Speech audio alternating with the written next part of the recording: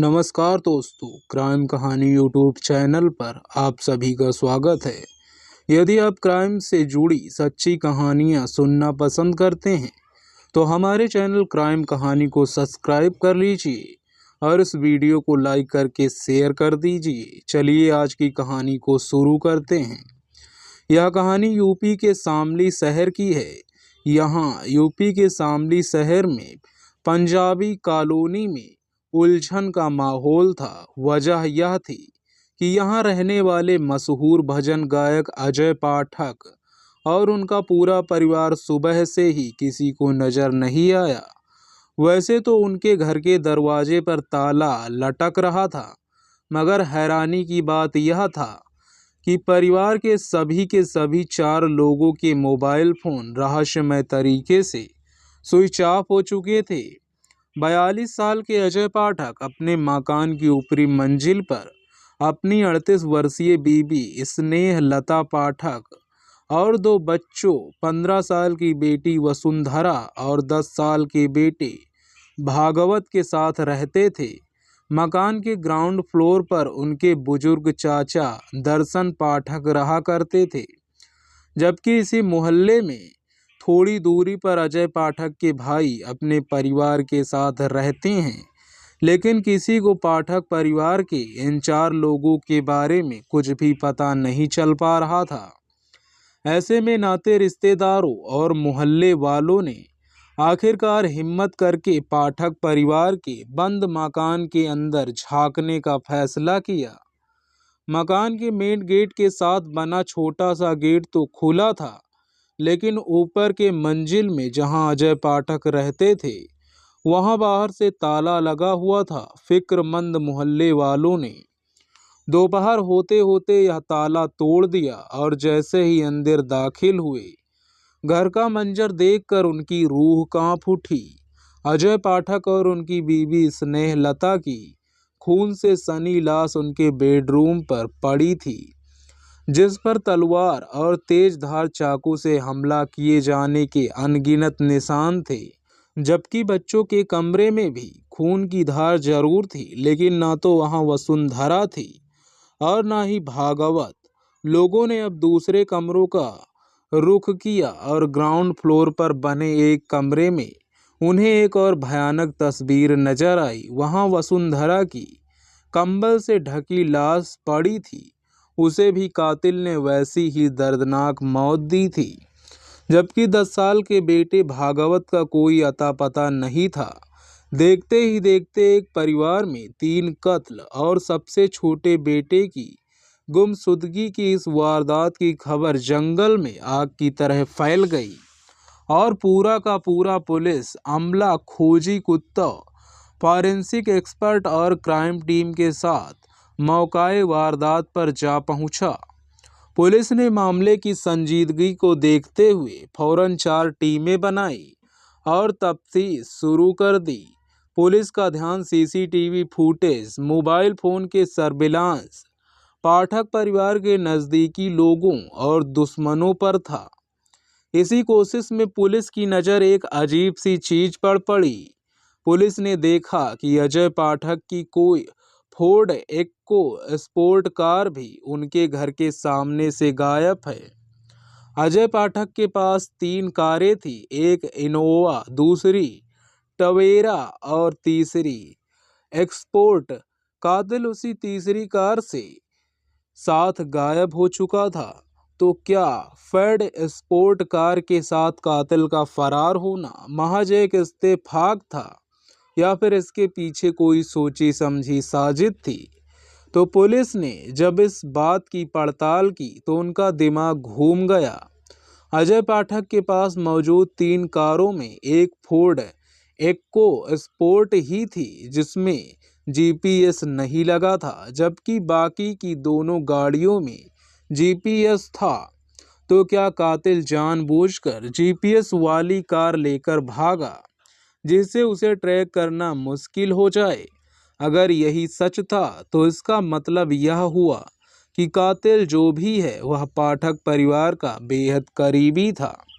एक सवाल यह भी था कि कातिल पाठक परिवार के मासूम बेटे भागवत को अपने साथ ही अगवा कर कर ले गया, या फिर उसकी भी जान ले ली? ऐसे कई सवाल थे, लेकिन जवाब एक भी नहीं था। पुलिस के मुताबिक अजय पाठक अपने परिवार के साथ अगली सुबह करनाल जाने वाले थे, इसीलिए उनके चाचा और रिश्तेदारों को मकान में ताला देखकर लगा कि अजय अपने पूरे परिवार के साथ करनाल के लिए निकल चुके हैं। मगर बेचैनी तो तब बढ़ी जब उनके परिवार के सभी लोगों का मोबाइल फोन स्विच ऑफ आने लगा। इसी बेचैनी ने उनके रिश्तेदारों और मोहल्ले के लोगों को घर का ताला तोड़ने के लिए मजबूर कर दिया, और फिर जो उन्होंने देखा उस पर यकीन करना मुश्किल था। गायब फोर्ड एक्को स्पोर्ट कार की शक में पुलिस को इस कत्ल का एक सुराग मिल चुका था। पुलिस ने फौरन इस कार के नंबर को न सिर्फ आसपास के जिलों बल्कि आसपास के राज्यों में भी फ्लैश कर दिया, और देखते ही इंस्पेक्टर करने की गुजारिश करने लगे। पुलिस की एक टीम पाठक परिवार के मकान में लगे सीसीटीवी कैमरों की फुटेज खंगालने में जुट गई। इस कोशिश में पुलिस को दूसरी कामयाबी मिली। वारदात से एक रोज पहले यानी कि 30 दिसंबर को पाठक परिवार के घर एक संदिग्ध शख्स आता हुआ दिखाई दे रहा था। हैरानी की बात यह था कि यह शख्स अगले दिन सुबह तक बाहर नहीं निकला, और जब बाहर निकला तो बेहद संदिग्ध हालत में, बदहवासी के आलम में। तो क्या यही रहस्यमय आदमी पाठक परिवार का कातिल था? पुलिस की अब तक की जांच तो कुछ यही इशारा कर रही थी। पुलिस ने अब इस आदमी की पहचान पता करने की कोशिश शुरू की। जल्द ही उसे इसमें कामयाबी भी मिल गई, मगर पुलिस तब तक एक राश आम नहीं करना चाहती थी जब तक कि वह कत्ल पहुंच न जाती, और जब तक कि कत्ल की पूरी साजिश साफ नहीं हो जाती।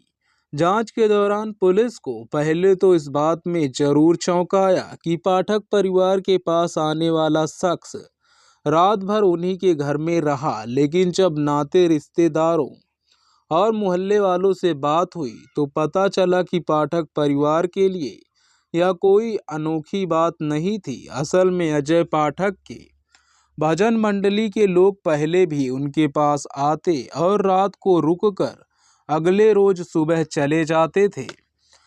ऐसे में पुलिस को यह भी पता चल चुका था कि कातिल जो भी है वह अजय पाठक का बेहद करीबी है।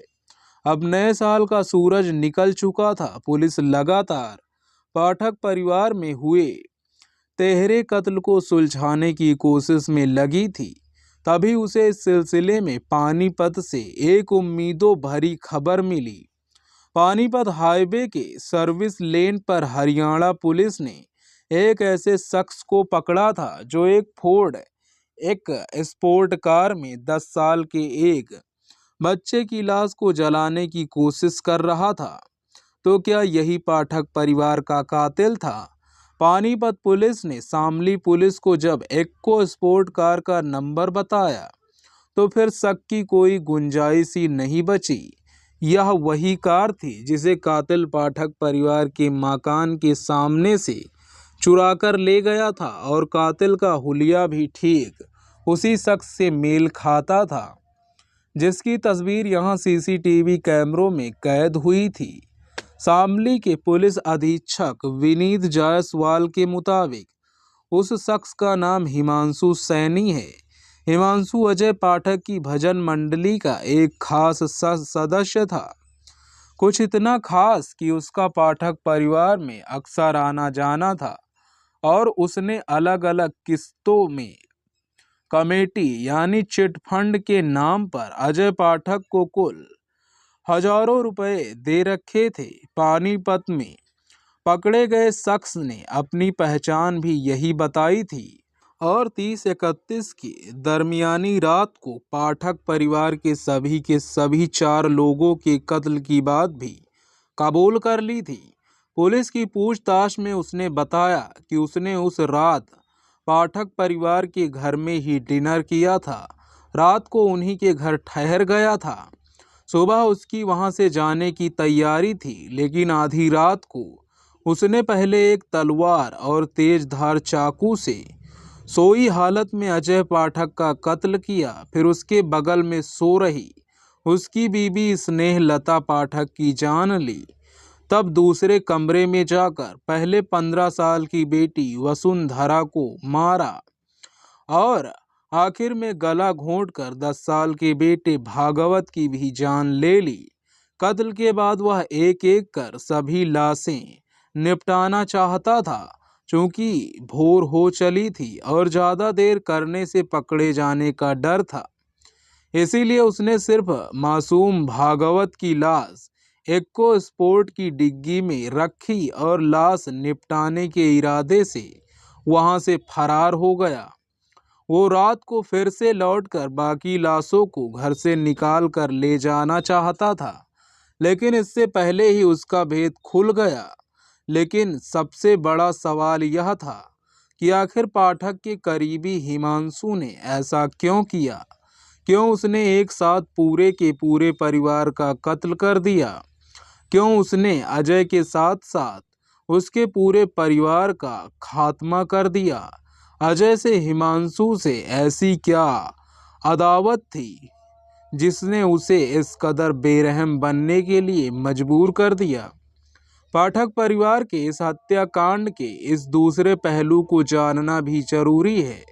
असल में हिमांशु न सिर्फ अजय पाठक का नजदीकी था, बल्कि उसका पाठक के साथ रुपयों पैसों का लेन देन भी था। उसने पाठक को कमेटी के लिए 6,000 रुपए दिए थे और बाकी दिनों से अपने यह रुपए वापस मांग रहा था। हिमांशु ने बैंक से लोन भी ले रखा था और न चुका पाने से उसे लीगल नोटिस भी मिल चुका था, यानी वो रुपए पैसों की तंगी से जूझ रहा था। 30 दिसंबर की शाम को वह अपने इसी 1,000 रुपए की उम्मीद लिए अजय पाठक से मिलने पहुंचा, लेकिन रुपए लौटाना तो दूर की बात, अजय पाठक ने न सिर्फ उसे कथित तौर पर गालियां दी, बल्कि 3-4 थप्पड़ भी जड़ दिए। तब तो हिमांशु ने खून का घूंट पी लिया, लेकिन उसी पल उसने अजय पाठक और उसके पूरे परिवार की कत्ल की साजिश बुन ली। खाना खाने के बाद पाठक दंपत्ति और बच्चे अलग अलग कमरों में सो गए और हिमांशु दूसरे कमरे में सोया। लेकिन रात 3 बजे उसने एक एक कर घर में रखे तलवार और तेजधार छुरे से अपना इंतकाम पूरा किया। उसने पहले अजय पाठक, फिर उसकी बीबी स्नेहलता पाठक का बेरहमी से कत्ल कर दिया, उसकी बेटी वसुंधरा और आखिर में 10 साल के मासूम भागवत को मौत के घाट उतार दिया। दोस्तों, इस कहानी का उद्देश्य किसी को परेशान करना, किसी का दिल दुखाना नहीं है, बल्कि आपको जागरूक करना, आपको सचेत करना है। इस कहानी के बारे में अपनी राय कमेंट बॉक्स में ज़रूर दीजिएगा। ऐसी ही क्राइम की सच्ची कहानियों के लिए हमारे चैनल क्राइम कहानी को सब्सक्राइब कर लीजिए। इस वीडियो को लाइक करके शेयर कर दीजिए। तो दोस्तों, मिलते हैं अगली क्राइम की कहानी में। तब तक के लिए हमें इजाज़त दें। धन्यवाद।